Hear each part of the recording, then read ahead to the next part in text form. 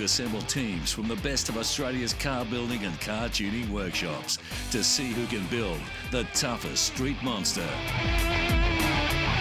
Our teams will go head-to-head in a final fuel-burning rubber shredding competition.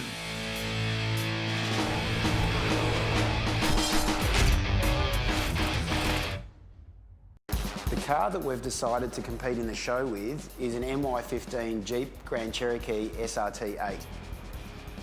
I've got a great team. I mean, I'm really lucky. I mean, a lot of the guys have been here a long time, and I think that's a reflection of, you know, not just the business, but also how passionate they are about cars and the industry.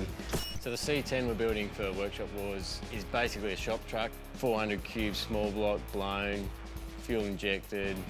I was always tinkering with stuff from when I was probably 10 years old, buying old motorbikes and fixing them up. Always wanted to go fast as well. That was always a passion. We're going to build a VF Commodore, an SSV 6-litre V8. We decided that the original frame wasn't going to cut it.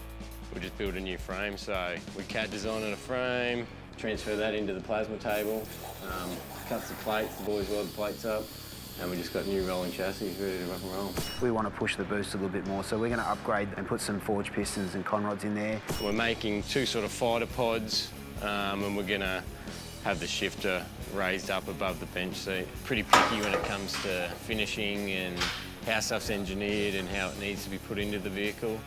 Placing the engine in there is really just to see what it's going to look like, because we're running a big engine plate.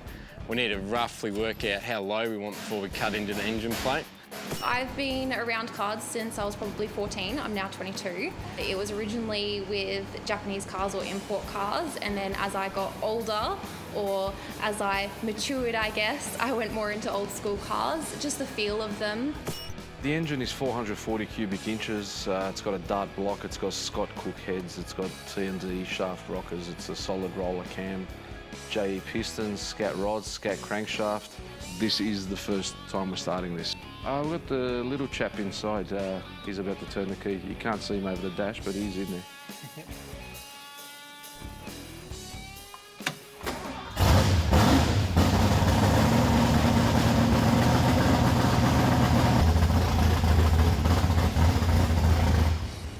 Started first kick, sounded pretty good.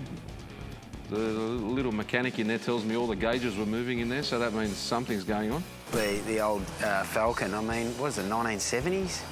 Like, yeah, 71. Crikey, I would have been about 2 or 3 years old then. Oh, yeah, in their defence, I think they might have come a long way as far as the engine goes. So. And the guys with the C10, I mean, those guys, are they for real? Like, I heard they actually did the chassis as well, like the whole lot.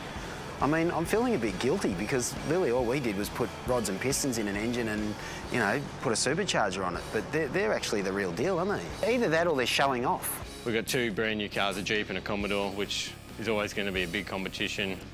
Both perform really well. I guess we're probably more aligned with the GT Falcon in the era and the suspension and that sort of stuff. The other thing you notice with this car is the gorgeous blower line. If I could give it a little... Yeah, it's just got that really sweet whine. We haven't overdone it. We've just made a really good, fun package.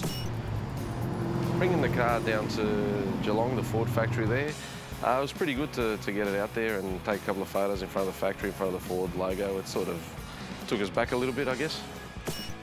You and Dean did a 24-hour stint on the last day just to try and get the truck to the point where it was drivable and completed. We were only still putting the dash into our truck when the other truck was arriving to pick it up to take to Melbourne.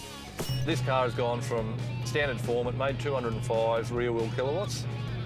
Now that it's finished, we've had on the dyno, it now makes 427 rear-wheel kilowatts, so we've more than doubled the power.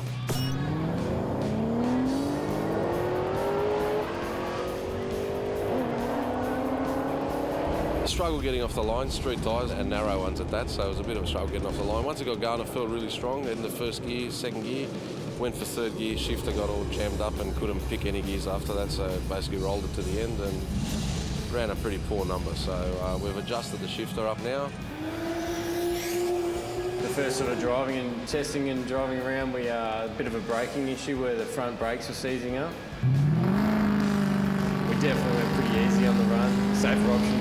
No one wants to see a car like that get hit in the wall or something ridiculous. So we went pretty easy. Still pretty proud of what happened. It was a pretty good race. I was keeping my eye in my mirror and I could see he wasn't sort of there. He was in my blind spot, and I thought I think I've got him. And then no, I haven't got him. He came past me just at the end. All the way down the track, I was reeling him in, and I couldn't quite see where the finish line was, so I didn't know if I had him or not. Ready to take on the jet car? To take it on? Yep. I'll give it a crack. Give it a go. You're going to smash me. Hopefully you don't cross in front of me and burn my car. It's going to be exciting, and yeah, probably be the only time in my life I get to race a jet car.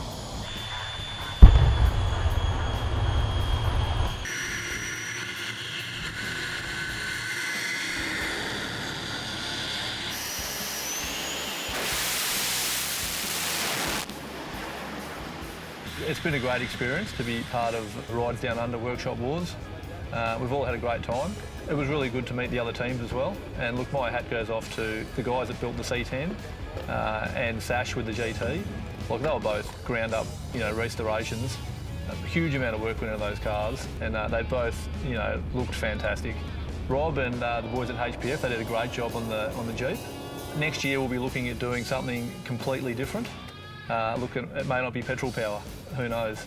But the times are changing in the performance industry. So, yeah, bring it on. We're recruiting teams to compete in Season 2. So if your workshop has what it takes, contact us now.